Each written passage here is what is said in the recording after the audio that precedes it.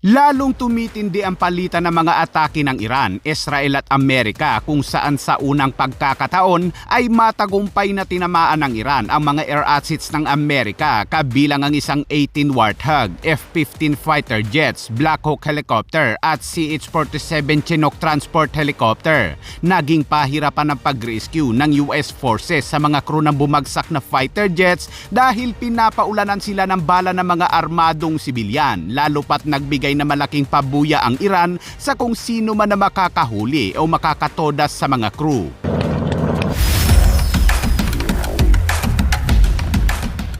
Sa patuloy na tumitinding labanan sa Middle East matapos targetin ng Israel at Amerika ang isang tulay sa Karad sa Iran. Sinimulang itayo ang tulay noong 2016 at binuksan ito noong 2023. Halos 7 taong ginawa pero segundo lang itong sinira ng Amerika gamit ang mga GBU-31 na isang Joint Direct Attack Munition.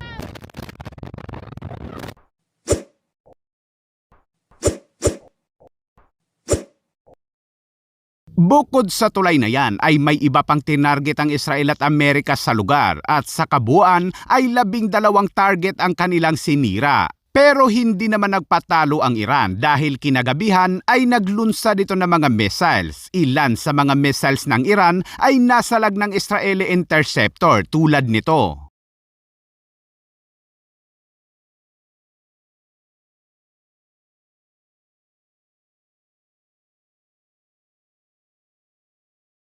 Habang ang iba pang missiles ng Iran ay nakalusot dahil sa mala hypersonic na bilis.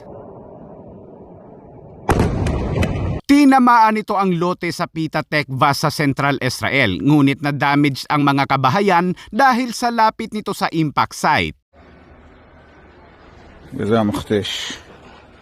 Kinabukasan ay umatake uli ang Israel at Amerika at tinarget naman ng mga ito ang Mashhad Airport sa Iran. Kabilang din dito ang Pasteur Institute, laboratory sa Shahid Beheshti University, Valinjak Area, vicinity of Ibn Prison, Kormdas Industrial Town at ammunition depot sa Alborz Province. Lalong tumitindi ang kanila mga palitan ng atake kung saan muling gumanti ng missile strike ang Iran. Tinamaan ito ang Haifa at Kiryat sa Israel gamit ang kanilang missiles na mayroong cluster munition. Ngunit sa araw ding iyan ay nagkaroon ng bad news sa hanay ng Amerika. Ito ay matapos bumagsak sa isang probinsya sa Iran ang isa sa kanilang fighter jets. Agad naman niyang ibinalita ng Iran state media at sinabing isang F-35 fighter jets ng Amerika ang kanilang pinabagsak. Ngunit nang makita ang mga larawan ng mga wreckage ng nasabing fighter jets ay sinabi ng mga expert na hindi iyon F-35 kundi isang F-15.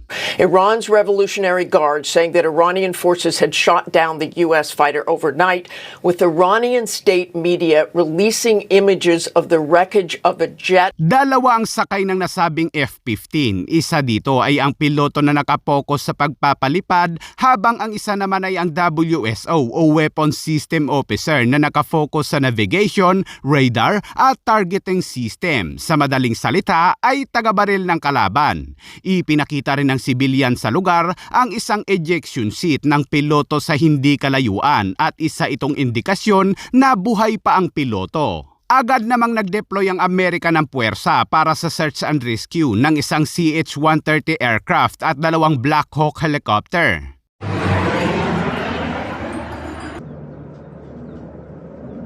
Ngunit naging pahirapan ang paghahanap sa 2 crew dahil ang mga sibilyan sa probinsya kung saan bumagsak ang fighter jets ay mga armado pala at pinagbabaril ang mga search and rescue aircraft.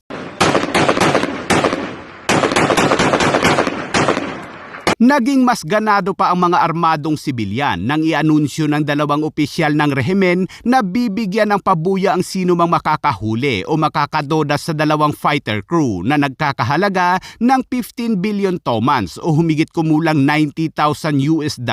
Kaya't dahil dyan ay kanya-kanyang hunting ang mga sibilyan sa kabundukan. Of course, know that Iranians would be looking for them. In fact, Iran put out a message to shoot the pilots if they were found found and a reward was being offered. Later, they said if they are found alive, Kalaunan ay may dumating ding mga pulis sa Iran at pinagbabaril din ng mga helicopter ng Amerika.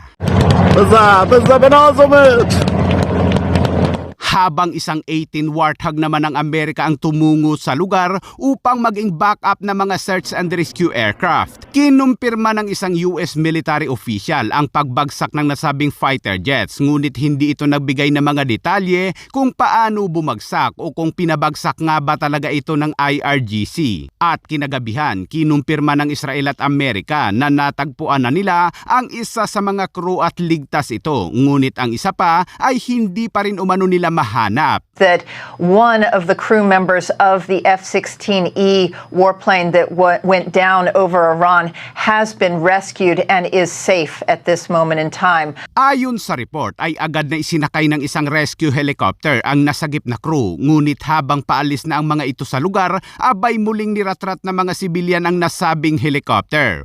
Umuusok ang helicopter paalis sa lugar pero ligtas umano itong nakabalik sa hindi nabanggit na US military base.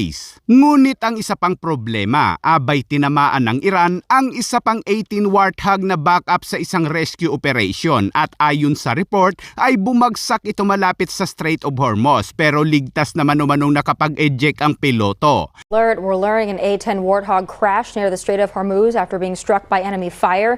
This comes as a search and rescue operation is underway after another U.S. fighter jet was downed in Iran.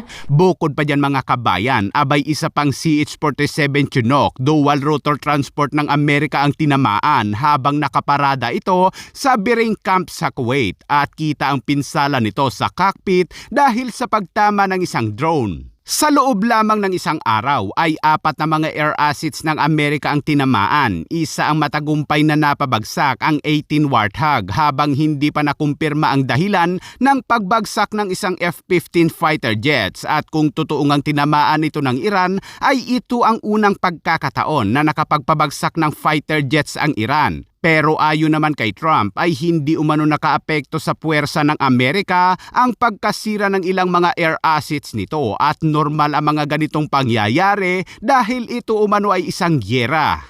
At kasunod niyan, alas 11 kagabi ay muling gumanti ng airstrike ang Amerika sa Iran at tinarget ito ang Kolchichal area.